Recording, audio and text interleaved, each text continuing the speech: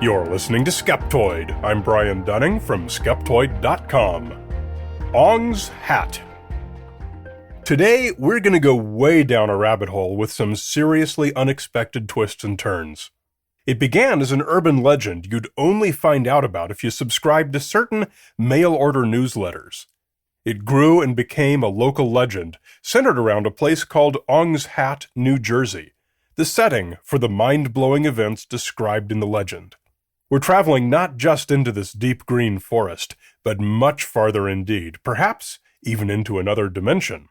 This is the story of a story, either one or both of which you may have heard.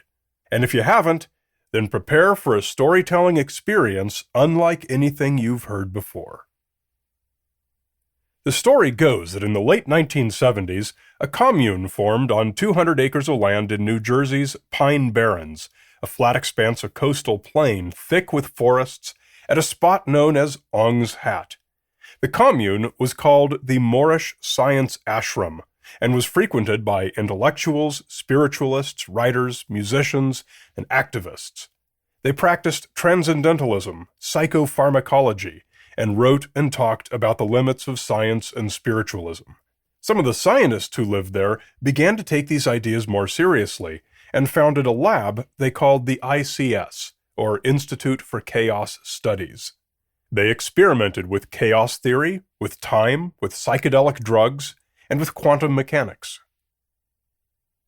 What happened next is what brought the story to the public attention. The ICS had built a sort of pod that they called an egg. A person would be sealed inside wearing a helmet full of sensors and watching a computer screen with animations designed to put them into some strange state of consciousness. Finally, on one occasion, one of the ashram's original residents, a runaway boy named Kit, undertook a journey in the egg. The entire device vanished. When it reappeared a few minutes later, Kit reported he'd been transported to another world in another dimension. Soon, many of the scientists and other residents had made the journey. And gradually, they became fewer in number. The ICS used the egg to transport themselves and their entire enterprise to that other world, where they presumably remain today, only occasionally reappearing in the egg for fresh supplies. What was left of the ashram fell into abandon, and today nothing remains but forest. From what's available online, it looks like writer Joseph Matheny was the first to investigate the events at Ong's Hat, and published a book called Ong's Hat: The Beginning. He had managed to do quite a bit of investigation, and even recorded an audio interview that he did with two young men who had grown up on the ashram. Matheny had also unearthed a brochure for the ICS, titled Ong's Hat: Gateway to the Dimensions, which laid out the whole experiment with the egg. Matheny made the brochure available via mail order, but to get the ball rolling before anyone had heard of it, he began by stuffing it into the envelopes of people who subscribed to other similar newsletters. Once they began spreading it virally, other people started learning about it. Then, as computer bulletin boards took over from these back-of-a-magazine newsletters, Matheny loaded his story up there, where more people could find it and share it. Then when the internet began to appear, he put it online there too. And somewhere in this process, the story of Ong's Hat achieved critical mass and marketed itself. Interest began to spread. County offices in New Jersey started getting inquiries about where people might be able to find this place. It achieved a sort of minor cult status among certain communities. By the 2000s, not only were there actually hikers walking the trails of the Pine Barrens looking for Ong's Hat, but the size of the body of online content written about the ICS experiment grew so large, with so many tie-ins to legitimate names and books and places, that few who followed it doubted that one of the most extraordinary thresholds in the story of humanity had actually been crossed. But when you stop to think about all of this, from the perspective of a Skeptoid-style investigation, one obvious question looms up. What was the source of this amazing tale? And where did Joseph Matheny get all of his information about it? To explain what happened, I'm going to lay some groundwork by referring you back to someplace unexpected, last week's episode, number 657, on the Illuminati.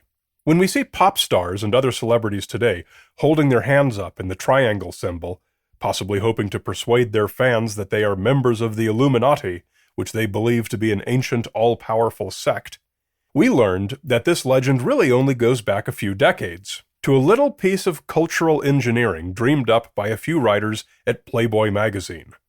Robert Anton Wilson created the reader feedback campaign in the magazine and co-authored a novel trilogy that essentially created the entirety of modern belief in a powerful shadow cabal called the Illuminati. It was a fascinating example of how a well-planned and well-executed cultural engineering campaign can effectively create a whole mythology which not only survives but actually flourishes and persists for decades. Today, intelligent people honestly believe that the Illuminati exist, thanks mainly to Robert Anton Wilson. Well, when we look into the background literature for Ong's Hat, guess whose name we find? Robert Anton Wilson. That should set the tone for where we can expect the rabbit hole of Ong's Hat to lead. Wilson is mentioned several times throughout Joseph Matheny's writings. In his book, Matheny wrote of having lived in Santa Cruz, California, with a group of academics, authors, and pioneers of the psychedelic movement, a group who called themselves the Formless Ocean Group. Among them was Robert Anton Wilson.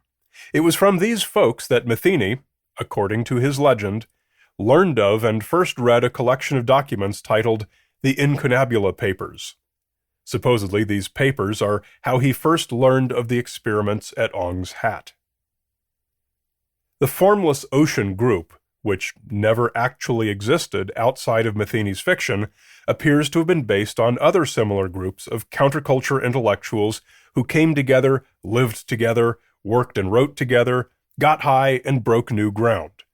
Think of the free-living occultists who lived at Jack Parsons' house in Los Angeles called the Parsonage, and founded the Jet Propulsion Laboratory, as described in the book Sex and Rockets.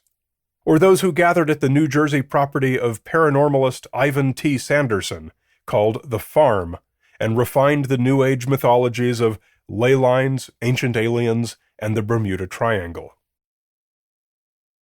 Now, to avoid getting too complicated and layering too many story elements on you all at once here, let's take a moment to see exactly what these Incunabula Papers are, or would be if they were not a fictional invention. First, the title doesn't mean much, and incunabula is simply the word for any book published before the year 1500. The papers comprise a short catalog that appears to have been published by Incunabula Press, which is not a real company, for 1990 to 1991, edited by Emery Cranston, not a real person. It lists a few paragraphs for each of 27 books, articles, pamphlets, or collections. Some are real books that actually exist, like Chaos, Making a New Science, by science writer James Gleick. Others are fictional books that do not exist, such as Spiritual Materialism by the New Catholic Church of the Pantarchy. And others are fake works ostensibly written by actual people, such as a nonsense paper titled Holistic Physics or An Introduction to Quantum Tantra by the actual physicist Nick Herbert. Together, all these works comprise the history and theoretical foundation for the Ong's Hat story. They give the story of the researchers traveling with the egg, and they include plenty of both real and fake science, seemingly proving that the experiment was both possible and a factual event. In a nutshell, the entire story of Ong's Hat was a fictional work, created mostly, if not entirely, by Matheny. Nothing about it checks out. There are no corroborating reports of any group ever calling themselves the Formless Ocean Group, and no record of any of its members living at its given address in Santa Cruz. There never was an Institute for Chaos Studies at the ashram. Indeed, there never was a Moorish science ashram. No acres were ever purchased in the Pine Barrens in 1978. No group of runaway boys ever lived there. About the only thing that does have a grain of truth is the name of the place itself, Ong's Hat. Some of what we know about Ong's Hat comes from records that thoroughly predate Matheny's narrative, notably the book The Ong Family of America, published in 1906 by Dr. Albert R. Ong, and donated to the New York Public Library in 1914 by Eugene W. Ong. With proper references to the official recorded documents, this book tells us that in 1702, Sarah Ong and her son Jacob purchased 100 acres in Mansfield Township from Daniel Leeds. Skeptoid listeners may recognize the name. Publisher Daniel Leeds was the very same unpopular former British colonial official whose own family history was satirized by patriots into the monster today known as the Jersey Devil. I would just like to add how much I love it whenever there is some unexpected intersection between two Skeptoid episodes that seemingly have nothing to do with one another. I could even draw a full circle from Matheny's Formless Ocean Group to Ivan Sanderson's farm, to the Bigfoots and other cryptids that Sanderson pursued, to the Jersey Devil, to Daniel Leeds, and right back around to Matheny's ashram. The fabric of our cultural legends is richly interwoven indeed. What's lacking from the story, however, is a reliable account of where the name Ong's Hat came from. A man named Isaac Haynes opened a tavern on the property about a century after the Ongs bought it from Leeds, and though the name of the tavern is not recorded in any official documents, it may have been called Ong's Hat, with a picture of a hat on its sign, as many locals were illiterate. The version of the name's origin presented in Matheny's lore, however, is different. It asserts that there was a popular dance hall there as well as a small village.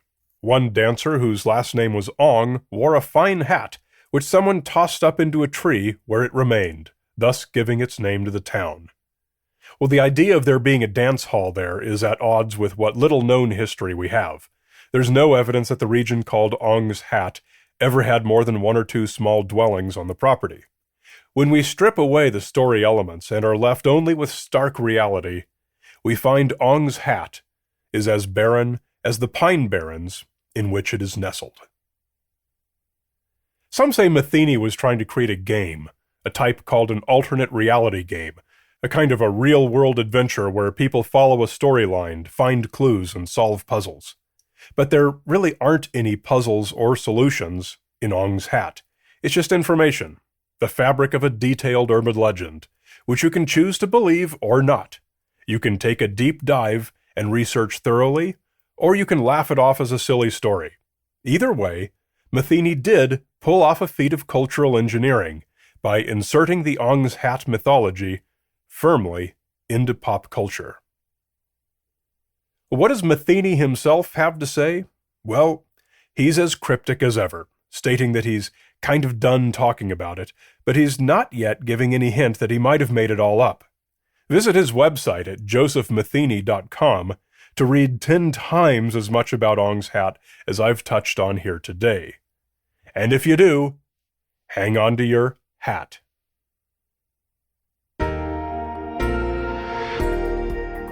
A big shout-out to Skeptoid Premium members Tim Barnett, Jeff Quickfall, the paleoclimatologist pilot, Steve Chester, and Leander Niedergard.